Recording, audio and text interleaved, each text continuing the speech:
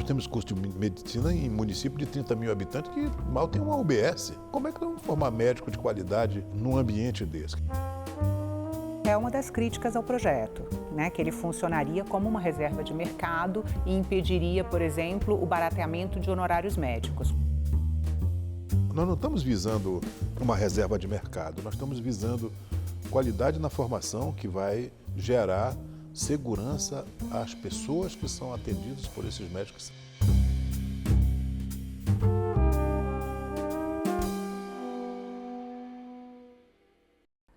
Seja bem-vindo, senador Dr. Irã, muito obrigada pela presença. Senador, o senhor é relator do projeto que cria um exame nacional de proficiência para médicos recém-formados. Uma pesquisa recente do Datafolha, em parceria com o Conselho Federal de Medicina, concluiu que 96% da população brasileira apoia a realização de um exame como esses. O senhor acredita que esse projeto pode trazer mais segurança para quem precisa de atendimento médico no país? Bom, quero saudar a todos, obrigado pelo convite. E além dessa pesquisa que você se refere, o Conselho Federal também fez pesquisa entre os alunos de medicina e entre os médicos do Brasil. E também um índice maior que 86% nas duas categorias também é de aprovação desse nosso projeto. Entre os alunos de medicina também, senador? Entre os alunos também. É uma coisa até meio surpreendente, né? Mas isso tem uma explicação. Porque o nosso projeto, a partir do momento que a lei for sancionada, ele começa a entrar em vigor. Então, os alunos que estão fazendo medicina hoje, eles não serão submetidos ao exame. Só vão ser submetidos ao exame aqueles que entrarem na medicina após a sanção da lei, né? Então, quer dizer, a lei vai vigorar a partir de, por exemplo, se ela for sancionada amanhã, daqui 6 anos que ela vai começar a ser posta em prática. Então, e a questão da aprovação pela sociedade é que a sociedade reconhece que hoje há uma proliferação desenfreada de escolas médicas no nosso país, o que gera uma má formação. Nós temos muitos médicos mal formados nesse país, nós temos uma proliferação de escolas onde não há cenário de prática adequado. Você sabe que aprender medicina você tem que praticar medicina para aprender, bem orientado por professores adequados. E hoje nós temos estados periféricos como Rondônia, por exemplo, que tem 12 escolas médicas. Nós temos em Roraima, que tem 700 mil habitantes, 4 escolas de medicina. Então, e em lugares onde o cenário de prática para se ensinar medicina e para fazer o que nós chamamos de gold standard da nossa orientação, é impossível fazer, porque você não tem estrutura, você não tem serviços especializados. No nosso estado, por exemplo, nós estamos terminando uma obra importante para lá, para fechar o ciclo completo de combate e tratamento de câncer, que envolve diagnóstico precoce, cirurgia oncológica, quimioterapia. Quando a gente vai para a radioterapia para tratar o que mata muito vocês, mulheres, que é o câncer de mama, por exemplo, as mulheres têm que entrar numa fila de TFD porque nós não temos uma única unidade de radioterapia no nosso estado. Você acredita nisso? Então, como é que a gente vai orientar nossos alunos para fazerem determinadas especialidades se a gente não tem um cenário de prática adequado? Isso gera. Eu queria só apresentar um dado que ilustra isso que o senhor está falando, né? Que o senhor apresentou esse dado no seu relatório. 80% das cidades com cursos de medicina não teriam a estrutura necessária para formar bons médicos, né? A minha questão, senadora, é se o problema começa na falta de hospitais, leitos e equipamentos para o aluno praticar, como é que uma prova, ao final do curso, vai melhorar esse sistema? O próprio Ministério da Educação ele já tem um programa, o ENAMED, que ele vai fazendo avaliações da formação do médico durante o seu período de faculdade. O ENAMED não é o Enem da medicina, que eles fazem para acessar Não, o ENAMED é a avaliação do curso, não é? E o que acontece? Nós, quando aprovarmos esse projeto, vai haver uma seleção natural. Olha só,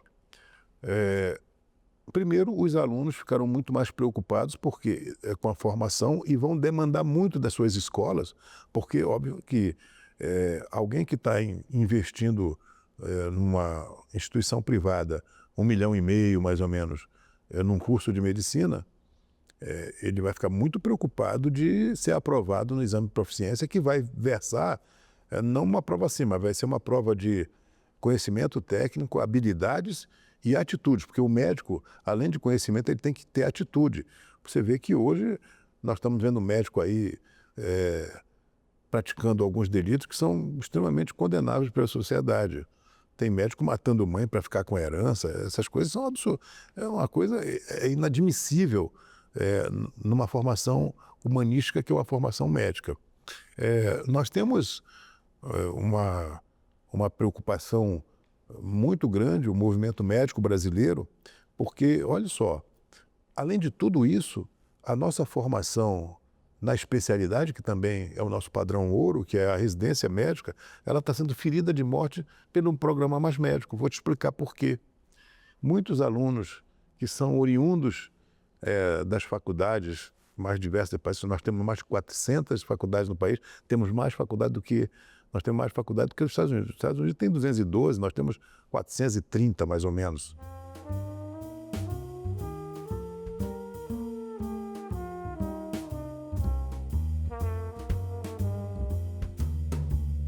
Só nesses 2 últimos anos nós aprovamos 77 novos cursos de medicina. Uma coisa muito grave que está acontecendo. E olha só, o Mais Médico, ele dá um salvo-conduto para um médico que formou no exterior, seja ele brasileiro ou estrangeiro, para ele trabalhar nos vazios desse país, ganhando de 13 a 15 mil reais, porque ele tem interiorização, e sem CRM durante 4 anos, com uma teleorientação remota. Quer dizer, é um negócio que é muito contestado e a gente não sabe como é que esse jovem que vai para lá para o interior do Amazonas, do Acre, de Roraima, ele está praticando o ato médico lá, mal formado, quando ele não fez uma especialidade, ele não se preparou adequadamente. Esses médicos, eles são absorvidos pelo sistema sem a residência, sem a residência e sem CRM. Eles não passam pelo Revalida. Eles só vão fazer Revalida depois de 4 anos, quando eles já praticaram ato médico durante 4 anos. Então, mas os médicos formados no Brasil também são absorvidos sem a residência, né? Pelo programa. Sim, mas eles têm CRM. Não é? Os outros que vêm de fora, não lhes foi auferido suas capacidades, suas competências. E veja bem, eles vão ganhar 13 mil. Um garoto que sai da medicina, que vai ganhar 3 a 4 mil reais num programa de residência médica, dedicação exclusiva, ele sai devendo 1 milhão, 1,5 milhão por FIES. E aí, você sabe por onde ele faz? Ele, ao invés de fazer residência médica, ele vai para o Mais Médico para ele pagar a sua dívida com FIES e termina comprometendo a sua formação. Quer dizer, essa é a realidade que nós estamos vivendo no nosso país. E é por isso, como nós não conseguimos aperfeiçoar esse sistema e nem fechar escolas de má qualidade, que se proliferam a rodo no país, é que o movimento médico brasileiro, tanto o Conselho Federal quanto a Associação Médica e as entidades sindicais e a sociedade apoiam a prova de proficiência. Eu queria pegar o gancho exatamente do que o senhor falou. Não é possível interferir nesse sistema, senador? Não é possível exigir qualidade das instituições de formação de médicos no país? Existem modelos que teoricamente são aplicados de avaliações periódicas, mas historicamente eu não conheço nenhuma faculdade de medicina fechada nesse país desde que me formei em medicina, e você também não. Quer dizer, os marcos legais, as resoluções que versam sobre a matéria, elas têm se mostrado completamente ineptas para corrigir essa distorção que está acontecendo, essa formação muito perigosa de médicos para cuidar da nossa população. Então, você sabe que nós, de 2013 a 2023, nós vivemos uma moratória decretada ainda no governo Temer de não abertura de escolas médicas. Sabe o que aconteceu? Mais de 130 escolas foram abertas durante a moratória, porque como a medicina é uma commodity, toda faculdade quer ter um curso de medicina, porque aumenta o valor dessa faculdade, e quem tem um curso de medicina fica rico da noite para o dia, porque ela é um curso muito lucrativo para as faculdades.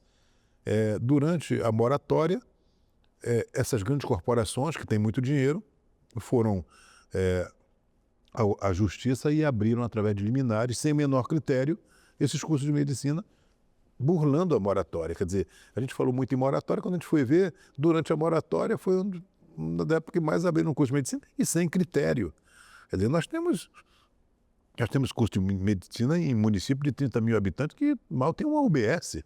Como é que nós vamos formar médico de qualidade num ambiente desse? Quer dizer, nós não estamos visando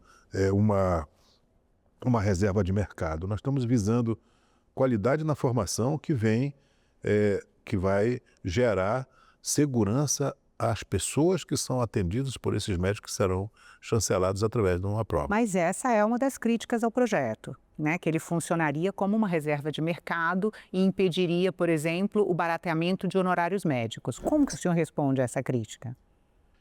Olha, isso é uma meia-verdade, porque você sabe quanto paga o SUS por uma consulta de especialista? Você tem ideia? R$10. Isso, baratear mais o quê?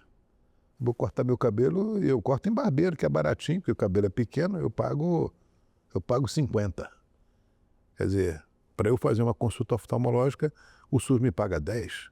Isso é uma remuneração risível. E com essa proliferação de escolas, o que está acontecendo é um barateamento da força de trabalho do médico, uma perda da sua valorização, e o mais grave disso, isso tudo é secundário se nós tivermos aqui o foco de que a nossa atividade, ela, diferentemente de um advogado, com todo respeito, que se for incompetente, o máximo que vai gerar é dor de cabeça para o seu cliente. Se um médico for incompetente, ele vai gerar muito sofrimento e eventualmente morte do seu paciente. Então, não é uma questão de reserva de mercado, até porque nós temos assim, já através de verticalização e essas relações que exploram o médico através não só do SUS, mas da saúde suplementar. Os planos de saúde, que são foco de muita reclamação, eles vão crescendo de maneira exponencial e cada vez mais explorando a mão de obra médica. Os médicos ganham na saúde suplementar, numa consulta, cerca de R$70, R$80. É uma coisa que você vê um médico que ganha muito, desses 600 mil médicos que nós temos uns que ganham muito, são os luminares da medicina, mas a grande maioria é muito mal remunerada e tem uma relação de trabalho através de pejotização muito frágil. Os médicos sofrem muito, são muito mal valorizados no nosso país. Senador, o Conselho Estadual de São Paulo criou um exame de proficiência, né? O CREMESP, exatamente. E esse exame, ele reprovava mais da metade dos recém-formados no estado, e ele era obrigatório para quem quisesse ter o CRM, né? A obrigatoriedade desse exame foi suspensa na Justiça. Como é que o senhor imagina? O senhor imagina que essa lei vai poder ser contestada também? Olha, eu fui presidente do Conselho Regional de Medicina e fui conselheiro durante mais de 15 anos. Eu fui presidente do conselho 2 vezes antes de ser deputado, que eu fui deputado 2 mandatos.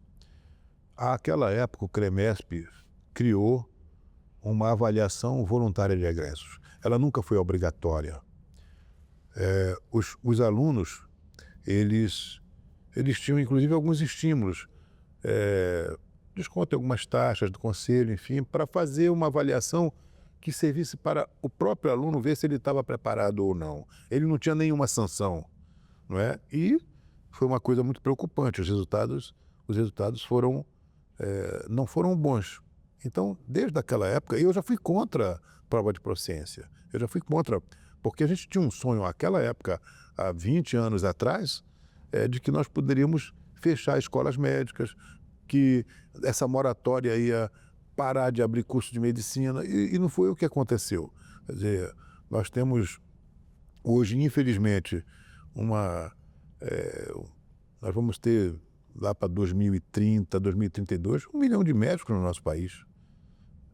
É muito médico e o mais grave disso, há uma concentração de médicos, por exemplo, aqui em Brasília, nós temos uma concentração gigantesca de médicos, uma concentração em Minas, Rio e São Paulo, e nós temos grandes vazios no nosso país, deixando as populações muito vulneráveis, à mercê de médicos que vêm da Bolívia, que vêm do Peru, que vêm da Colômbia, que vêm de Cuba, para atender essas pessoas. E muitas vezes o conselho, eu era presidente do conselho, às vezes tinha um cubano lá que estava atendendo lá no Caroebe, 350 quilômetros da capital, e ele era a única referência em saúde lá. Se eu fosse lá tirar esse médico de lá, a população me expulsava da cidade, porque ela é tão dependente de um médico que, olha, ele não sofreu uma validação eficiente, a gente não sabe se ele é muito competente ou não, mas ele é o único que tem. Veja bem a gravidade disso. Então, é isso que nós queremos corrigir no nosso país. Não acho que seja uma reserva de mercado, até porque nós vamos continuar formando muitos médicos, porque o número de escolas médicas do nosso país já se aproxima da Índia. Senador, no caso do exame do CREMESP, ele foi suspenso por uma ação na Justiça das mantenedoras de faculdades de medicina. O senhor, como relator, houve vários grupos de interesse envolvidos na questão, em audiência pública, até no próprio gabinete. Como as mantenedoras se posicionam hoje em relação à criação de um exame nacional de proficiência? Olha, eu tive cuidado de fazer várias audiências públicas. Você é muito bem informado, você acompanhou.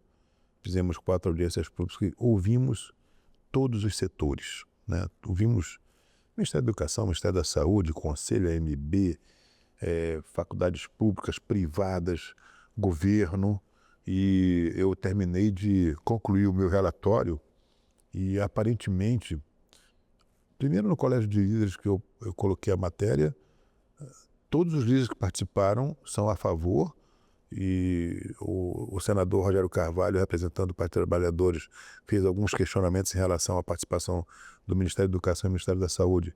Nós consignamos no texto, eu acredito que ele está contemplado no texto e nós ficamos de conversar para colocar em votação na comissão, porque é terminativo na comissão. Só para explicar, é porque no projeto, quem aplicava o exame era o Conselho Federal de Medicina. Será, né? O Conselho Federal de Medicina, porque o Conselho Federal de Medicina é uma autarquia especial, federal, que tem como finalidade fiscalizar e normatizar o ato médico no nosso país. Quer dizer, então, a semelhança da OAB, que faz a prova de proficiência, a prova da ordem, o Conselho seria o protagonista da nossa avaliação, que vai versar sobre essas 3 vertentes que eu falei aqui, mas também vai ter a participação efetiva do Ministério da Educação, do Ministério da Saúde e respeitando as diretrizes do MEC também. E o importante é que essa lei passa a ser não uma lei de governo, vai ser uma política de Estado, ela vai ser perene. E isso confere muita segurança jurídica. E você viu que o nosso cuidado é tanto que quando eu fui deputado, nós aprovamos por 2 votos, apenas por 2 votos, o nosso Revalida, porque a avaliação de médicos que vinham do exterior aqui era uma avaliação muito frágil. Nós temos 35 mil jovens estudando na Bolívia, no Paraguai e na Argentina. E na Bolívia nós temos mais de 15 faculdades, que é a travessa para Pedro Juan, na fronteira do Mato Grosso do Sul. Lá tem escolas que a mensalidade é 200, 300 reais e muitas pessoas que trabalham do lado de cada fronteira atravessam a fronteira à noite para fazer esses cursos, e alguns cursos são financiados, inclusive, pelo crime organizado. É uma coisa que a gente não pode admitir. Senador, países como Estados Unidos e Canadá aplicam esses exames de proficiência para médicos recém-formados há décadas. O senhor, em algum momento na elaboração do relatório, se inspirou nos modelos internacionais? Eu fui membro da Academia Americana de Oftalmologia durante muito tempo e eu conheço a questão da acreditação, a questão dos qualifies americanos e tudo mais. Óbvio que isso de certa forma, é um parâmetro para a gente construir esse marco legal. Mas nós respeitamos muito as nossas peculiaridades e nós ouvimos muito os entes que são envolvidos com a matéria. Inclusive discutimos com membros da Suprema Corte do país, porque, veja bem, eu me preocupei no nosso projeto também de deixar consignado no texto aquilo que um bacharel em medicina pode fazer enquanto ele não é aprovado nessa prova. Porque, veja bem, um pai que... Eu tenho 2 filhos fazendo medicina agora. Não é? Vamos supor que eles ficaram sem... não passaram... Não acredito que são muito estudiosos, mas que eles não passaram na prova de proficiência. O que eles vão poder fazer? Deixei consignado claramente no texto que tem muitas atividades que um doutor, um médico que fez 6 anos, ele pode fazer. Ele só não pode praticar determinados atos que estão consignados na lei do ato médico. Essa era outra crítica do projeto, né? O risco de empurrar para a ilegalidade. Isso foi diversos médicos recém-formados. Você vê que eu pensei em tudo. Eu tive assim, um cuidado muito... Aliás, a prudência é uma característica, além de ser uma característica da minha personalidade, eu acho que como médico e tentando elaborar um projeto que não sou eu que digo, mas o movimento médico diz que é o projeto mais importante desse século para a nossa profissão, eu teria que ter todo o cuidado e abordar todas essas dificuldades que iam se interpor no decorrer da construção desse marco legal. O senhor falou da experiência de países que aplicam o teste de proficiência, mas, por outro lado, existem países que não exigem uma prova final, mas trabalham com a acreditação, né, das universidades sem dúvida. E um processo muito rigoroso de fiscalização. Por que o senhor acredita que o Brasil deve seguir um modelo de exame final ao invés de fiscalização das universidades? Porque esse modelo de fiscalização não funcionou. Desde que eu sou médico, ele nunca funcionou. Eu já estou de meio-dia para tarde aqui, já com quase 70 anos e 44 anos de medicina, e eu nunca vi uma faculdade ser fechada e nem uma faculdade ser melhorada no nosso país. Elas só vão se deteriorando, inclusive a faculdade federal que eu me formei, ela se deteriorou ao longo do tempo, e eu, como professor de medicina de uma universidade federal também, eu vi que as avaliações, elas são avaliações inócuas em relação a uma imposição de melhora dos cursos. Então, eu acho que o movimento médico, que foi contra a proficiência durante muito tempo, estou no movimento médico há muito tempo, ele mudou de opinião porque nós começamos a nos assustar com a quantidade de escolas que nós temos no país. Isso não é uma coisa normal. Quer dizer, o Brasil está dando um péssimo exemplo para o mundo, porque banalizou a abertura de novos cursos de medicina. Senador, então não é propriamente porque seja melhor, mas porque é o possível? Eu acho que é a saída, é a única saída. É a única saída.